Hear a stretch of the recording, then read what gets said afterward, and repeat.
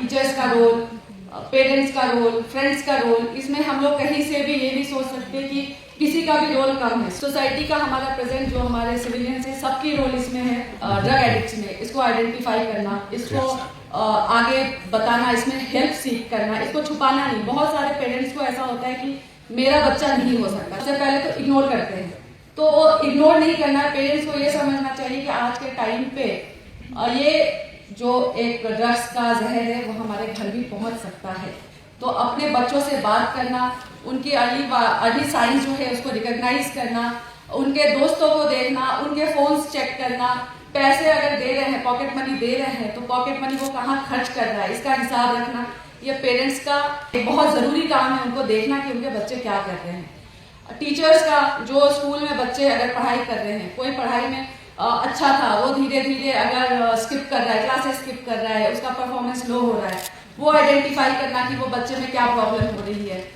Friends को सब कुछ पता रहता है कि उनके फ्रेंड्स कर क्या रहे हैं, वो कहाँ जा रहे हैं, किन से बात कर रहे हैं। तो फ्रेंड्स का भी काम है कि उनको एक बार आइडेंटिफाई करना है कि उनके फ्रेंड्स अगर कुछ कर रहे हैं तो वो बताना है, अपने टीचर्स को बताना है कि उनके बारे में वो आगे कुछ एक्शन कर पाए। क्योंकि आप अगर सोचेंगे कि आप अपने फ्रेंड्स को ऐसे छुपा करके बचा रहे हो तो वो आई थिंक एक गलत सोच है, आपको वो चीजें आगे बतानी है।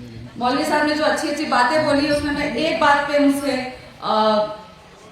नहीं एग्री करती हूँ कि हम पर्दा कर रहे हैं इस पे। मुझे लगता है आज के जमाने में पर्दा करना पॉसिबल ही नहीं है। हर बच्चे के हाथ में फोन है, हर बच्चा सब कुछ देख रहा है, तो हम पर्दा करके शायद उसको फिर पता नहीं रहेगा कि ये ड्रग्स का कितना साइड इफेक्ट होता है, तो वो शायद उसके तरफ चला जाए। पर अगर हम उसको ये चीज अवेयर कराएंगे कि ड्रग के साइड इफेक्ट कितने खतरनाक होते हैं, सिर्फ उसके अपने ऊपर नहीं, उसके फैमिली के ऊपर, एज ए सोसाइटी के ऊपर क्या क्या इसके इफेक्ट होते हैं, अगर हम जब तक उसको खुल के नहीं बताएंगे, मुझे लगता है वो शायद ड्रग्स की तरफ अट्रैक्ट हो जाए। पर अगर हम उसे बताएंगे उसकी हालत क्या होगी, वो हमने तो देखा जो ड्रामे में उसने बहुत सोफिस्टिकेटेड तरीके से बताया है।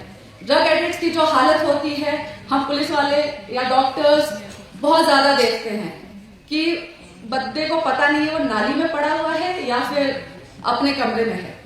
किसी भी बंदे का आप सोचो दिमागी स्टेटस क्या होगा कि उसको ये भी नहीं पता है कि वो पड़ा कहाँ पे है, और शाम में जब तलब होती है उसको कुछ नहीं समझ में आता है कि आगे वाला उसका चाहने वाला है, उसका वेल विशर है, दोस्त है, पेरेंट्स है, क्या है, उसको सिर्फ उस समय ड्रग्स चाहिए होता है, वो उसके लिए कुछ भी कर सकता है। तो ये हम पर्दा नहीं कर सकते, ये हमें अपने बच्चों को बताना है कि आपकी हालत क्या होगी, उनको ये समझाना है कि इससे दूर ही, जितना दूर रहे उतना बेटर है। यहाँ की डिस्ट्रिक्ट पुलिस की एज ए हेड मैं ये आपको बताना चाहूंगी एंड आपको अश्योर करना चाहूंगी कि हम लोग अपने तरफ से सप्लाई साइड को बिल्कुल कंट्रोल करने की कोशिश करेंगे। बिल्कुल इस पे सबसे जितना भी ज्यादा हम लोग कर सकते हैं वो करेंगे। हमने इस साल ऑलरेडी 7 प्रॉपर्टी सीज की है जो ड्रग पेडलर्स का है, और आगे भी करते रहेंगे।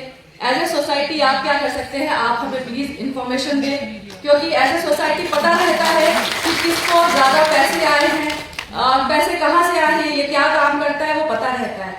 सोशली बॉयकॉट करे उधर, आप मस्जिद में एंट्री मत दे उन्हें, आपके बीच में घूम के वो आपके बच्चों को जहर बेच रहे हैं, या उनको पता चलना चाहिए कि ये सोसाइटी को एक्सेप्टेबल नहीं है।